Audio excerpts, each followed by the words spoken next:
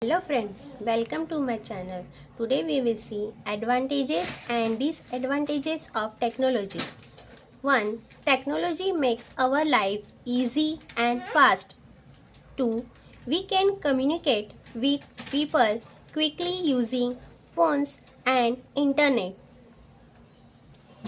3. It helps students learn better through online classes. 4. Technology saves time and effort in daily work. 5. It also helps in hospitals and medical treatment. 6. However, too much use of technology is harmful. 7. Children spend more time on mobile and less on studies. 8. It can cause health problems like weak eyes and less physical activity. 9. People may become lazy because of too much technology.